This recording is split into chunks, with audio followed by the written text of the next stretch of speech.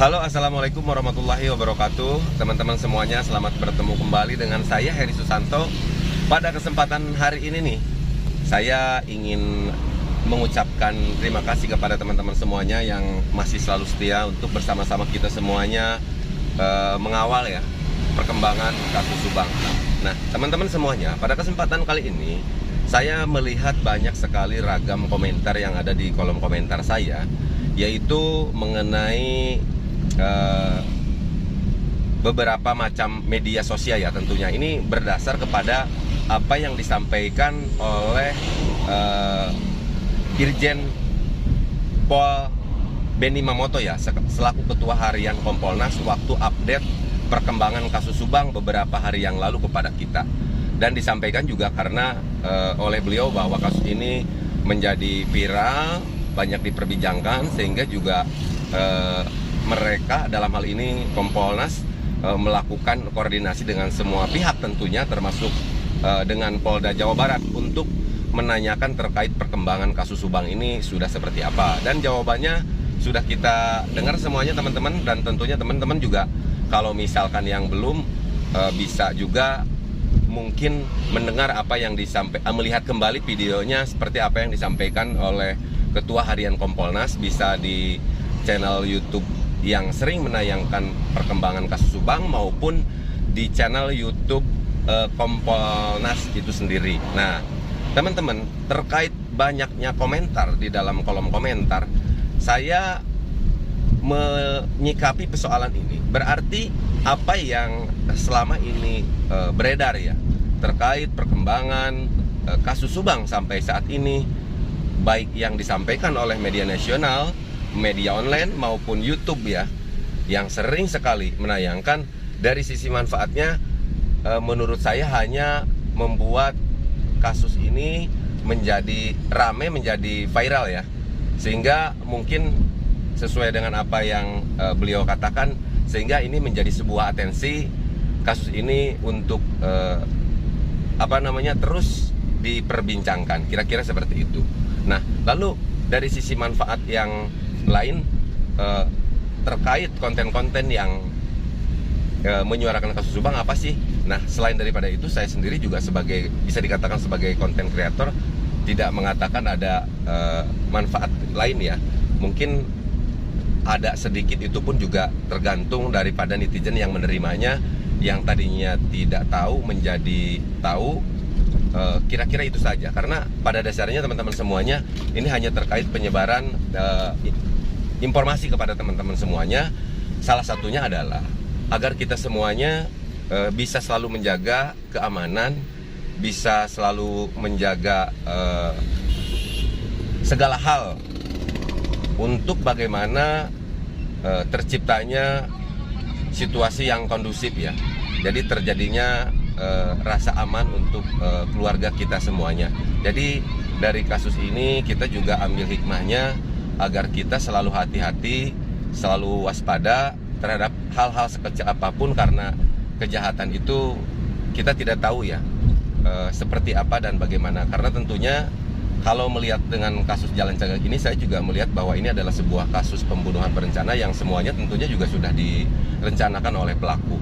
Nah, dalam hal ini saya melihat polisi masih terus berupaya untuk bagaimana bisa menguak ya tabir atau tragedi yang dikenal dengan kasus Subang ini, teman-teman semuanya.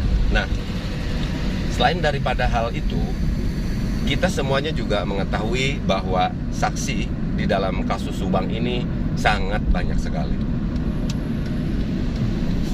Saksi yang pernah dimintai keterangan oleh pihak kepolisian untuk bagaimana kasus ini menjadi lebih terang benderang, sehingga tak heran jika di dalam kasus Subang ini saksinya sangat begitu banyak, dengan sebuah harapan pihak kepolisian dapat mendapatkan petunjuk ya dari keterangan-keterangan yang diberikan oleh saksi yang pernah dimintai keterangan di dalam kasus Subang ini.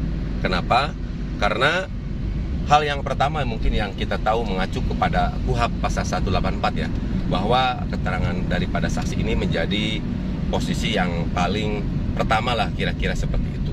Selain itu juga mungkin pihak kepolisian meminta keterangan daripada para ahli ya, ahli forensik maupun ahli-ahli yang lainnya yang ada kaitannya dengan tindak pidana sebuah kasus seperti halnya kasus Rajapati yang terjadi di Subang ini. Nah, teman-teman semuanya, selain itu juga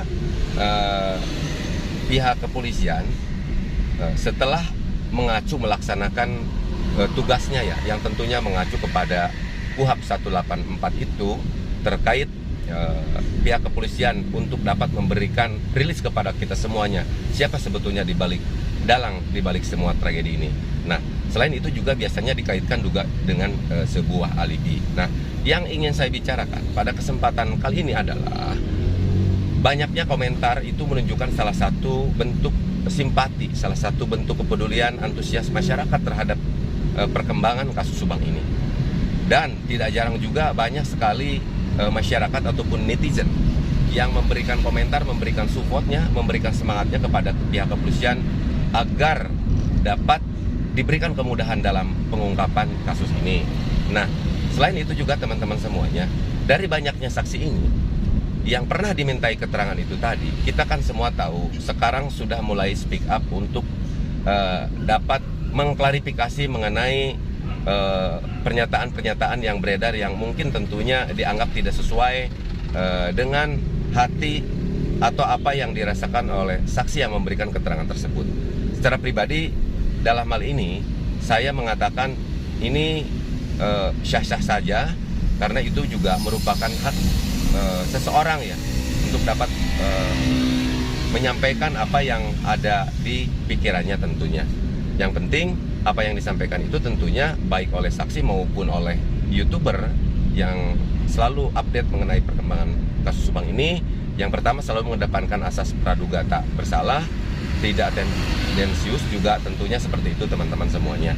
Saya yakin teman-teman sudah lebih paham terkait hal ini.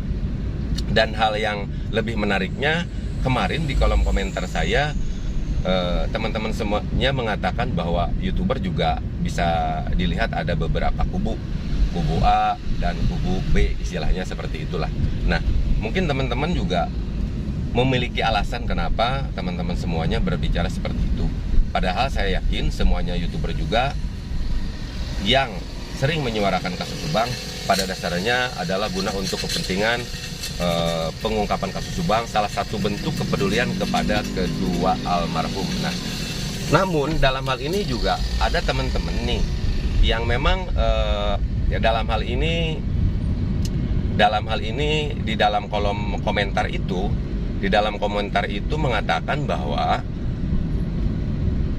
sekarang ini banyak sekali saksi yang speak up itu seolah saling menyalahkan adalah sesuatu yang bagus. Nah, untuk hal ini saya juga sebetulnya tadi di awal saya sudah katakan bahwa siapapun juga memiliki kewenangan untuk bagaimana dia bisa memberikan klarifikasi kepada kita semuanya dari channel manapun ya teman-teman semuanya. Nah, akan tetapi apa sih teman-teman, saya melihat di situ ada yang mengatakan bagus juga katanya. Kenapa? Nah, saya sedikit akan mengilustrasikan ya teman-teman semuanya. Kita semua tahu bahwa saksi dalam kasus Subang ini sangat banyak sekali. Tetapi mungkin pada kesempatan ini hal yang paling harus kita garis bawahi adalah kita semuanya itu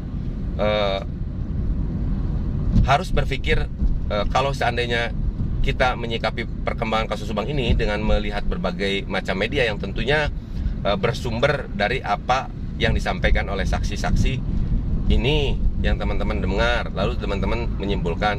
Saya ingin teman-teman semuanya juga melihat dari dua sisi aspek ya, aspek positif dan aspek negatif, bisa iya dan bisa tidak. Kenapa? Karena sampai saat ini pun pihak kepolisian, orang bisa dikatakan bukan orang ya, tapi institusi yang memiliki kewenangan untuk bagaimana bisa menyampaikan dan mendalami persoalan ini, melakukan penyidikan dan penyelidikan, sampai saat ini pun belum bisa memberikan rilis kepada kita semuanya.